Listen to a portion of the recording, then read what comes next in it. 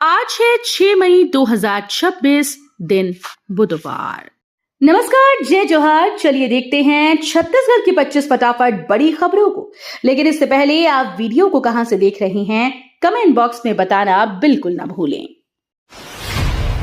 छत्तीसगढ़ में आजकल गरज चमक संग बारिश और भारी वज्रपात का अलर्ट जारी। छत्तीसगढ़ में मौसम विभाग ने आज और कल के लिए गरज चमक के साथ बारिश और वज्रपात का अलर्ट जारी किया। कई जिलों में तेज हवाओं के साथ बिजली गिरने की संभावना जताई गई। विभाग ने लोगों को खुले स्थानों, पेड़ों और बिजली के खंभों से दूर रहने की सलाह दी। किसानों को भी खेतों में काम करते वक्त सतर्क रहने को कहा गया। मौसम में अचानक से बदलाव से तापमान में गिरावट आने की संभावना है। छत्तीसगढ़ में 57 मोबाइल यूनिट से आदिवासी क्षेत्रों में स्वास्थ्य सेवाएं, ग्रामीणों को बड़ी राहत। छत्तीसगढ़ में 57 मोबाइल मेडिकल यूनिट के माध्यम से आदिवासी और दूरस्थ क्षेत्रों में स्वास्थ्य सेवाएं पहुंचाई जा रही हैं, जिससे ग्रामीणों की जिंदगी में बड़ा बदलाव देखने को मिल रहा है। इन मोबाइल यूनिट्स के जरिए डॉक्टर्स की टीम गांव-गांव पहुंचकर मरीजों का इलाज कर रही है और आवश्यक दवाइयां भी उपलब्ध करा रही है। इससे समय पर उपचार मिल रहा है और गंभीर बीमारियों की रोकथाम संभव हो रही है। छत्तीसगढ़ में जून से बिजली महंगी होने की संभावना, उपभोक्ताओं पर 20% तक बढ़ेगा भार। छत्तीसगढ़ में बिजली उपभोक्ताओं को जून से बड़ा झटका लग सकता है, क्योंकि बिजली दरों में करीब 20% तक बढ़ोतरी की संभावना है। राज्य की पावर कंपनीज ने बढ़ते घाटे और उत्पादन लागत को देखते हुए टैरिफ बढ़ाने का प्रस्ताव दिया। इस पर छत्तीसगढ़ विद्युत नियामक आयोग विचार कर रहा है। यदि प्रस्ताव मंजूर होता है तो घरेलू, व्यावसायिक और औद्योगिक सभी उपभोक्ताओं के बिजली बिल में बढ़ोतरी होगी। छत्तीसगढ़ में गांव-गांव तकनीकी सहारा, बोर और सोलर पंप स्थानीय स्तर पर होंगे ठीक। छत्तीसगढ़ सरकार ने ग्रामीण क्षेत्रों में बोर और सोलर पंप की मरम्मत के लिए नई पहल शुरू की। इसके तहत प्रत्येक गांव में एक स्थानीय युवक को प्रशिक्षित कर मैकेनिक तैयार किया जाएगा, जो खराब पंपों की तुरंत मरम्मत कर सकेगा।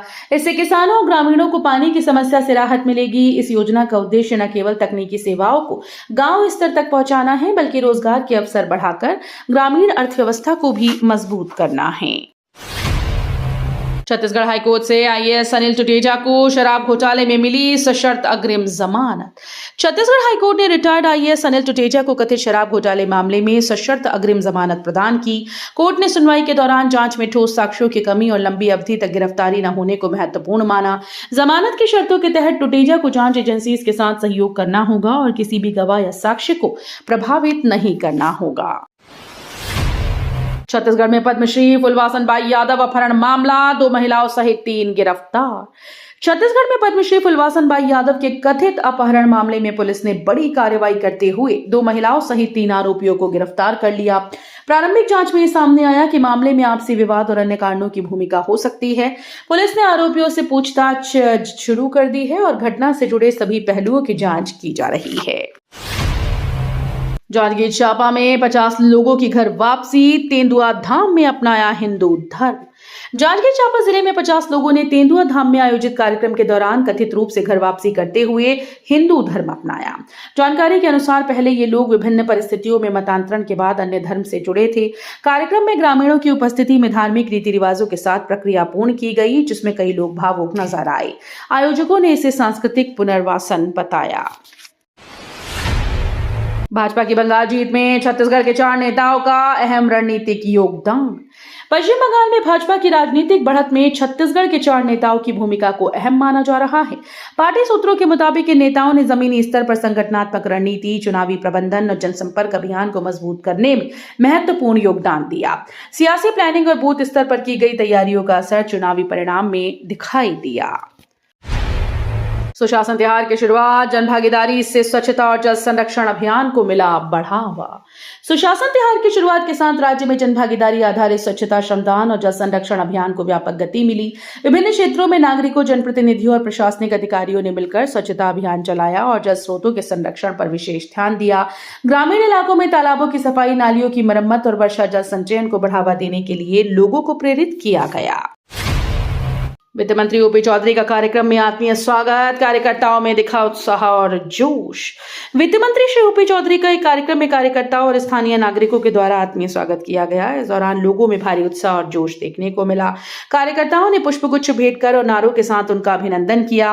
मंत्री चौधरी ने सभी का अभिवादन स्वीकार करते हुए सरकार के विकास योजनाओं और जन कल्याणकारी नीतियों की जानकारी दी। मुख्यमंत्री के निर्देश के बाद पत्थलगांव कुनकुरी सड़क मरम्मत कार्य में आई तेज रफ्तार कार्य प्रगति। मुख्यमंत्री के निर्देश के बाद जशपुर जिले की पत्थलगांव कुनकुरी सड़क मरम्मत कार्य में तेजी आ गई। लंबे समय से खराब इस सड़क के कारण लोगों को आवागमन में भारी परेशानी हो रही थी। अब विभाग ने गड्ढों की भराई, पैचवर्क और सुधार कार्य तेज कर दिया। स्थानीय लोगों को उम्मीद है कि जल्द ही सड़क सुचारू हो जाएगी और यात्रा सुरक्षित व आसान बनेगी। कांकेर में वन्यजीव तस्करी नाकाम, 7 कछुओं के साथ 3 आरोपी गिरफ्तार। कांकेर पुलिस ने मुखबिर की सूचना पर कार्रवाई करते हुए वन्यजीव तस्करी के एक मामले का भांडाफोड़ किया। पुलिस ने उस समय 3 आरोपियों को गिरफ्तार किया जब वे बोरी में भरकर 7 कछुओं को अवैध रूप से ले जा रहे थे। प्रारंभिक जांच में सामने आया कि आरोपी कछुओं को बेचने या अन्य स्थानों पर ले जाने की तैयारी में थे। पुलिस अब इस मामले से जुड़े पूरे तस्करी नेटवर्क और संभावित सहयोगियों की जांच में जुटी है। जहां सड़क नहीं वहां 52 एकड़ भूमि पर करोड़ों मुआवजा, भारतमाला में घोटाले के आरोप उजागर। छत्तीसगढ़ में भारतमाला सड़क परियोजना को लेकर बड़ा विवाद सामने आया। आरोप है कि जिन क्षेत्रों में सड़क का निर्माण तक नहीं हुआ वहां 52 एकड़ भूमि के लिए करोड़ों रुपए का मुआवजा बांट दिया गया। इस कथित अनियमितता ने परियोजना की पारदर्शिता पर गंभीर सवाल खड़े कर दिए। मामला उजागर होने के बाद जांच की मांग तेज हो गई। सहकारी बैंक घोटाला, 28 करोड़ गबन मामले में ईडी ने रायपुर से फाइल्स तलब की। सहकारी बैंक में हुए 28 करोड़ रुपए के गबन मामले में प्रवर्तन निदेशालय ने जांच तेज कर दी। एजेंसी ने इस घोटाले से जुड़ी अहम फाइल रायपुर से तलब की ताकि वित्तीय लेन देन और आरोपियों की भूमिका की गहराई से जांच हो सके। प्रारंभिक जानकारी के अनुसार बैंक अधिकारियों और कर्मचारियों की संलिप्तता की आशंका जताई जा रही है। ईडी अब मनी लॉन्ड्रिंग के एंगल से भी मामले की पड़ताल करेगी।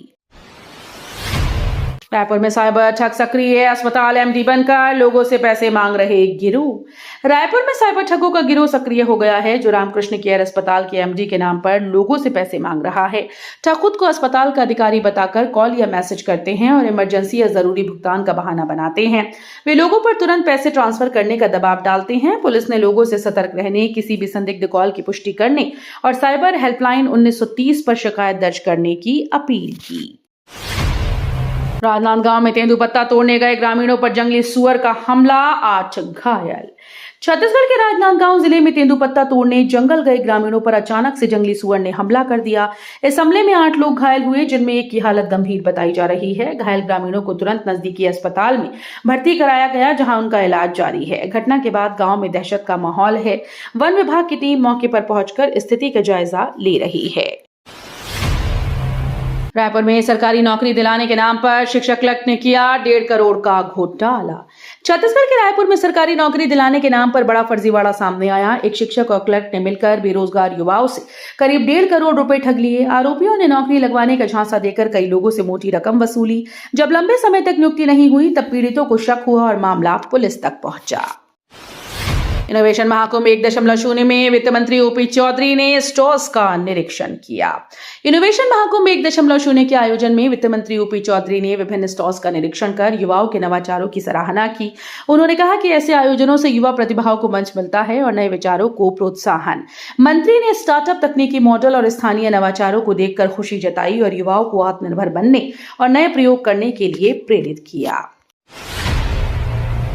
प्रधानमंत्री जनजातीय आदिवासी न्याय महाअभियान से आदिवासी क्षेत्रों में विकास को मिलेगी नई गति।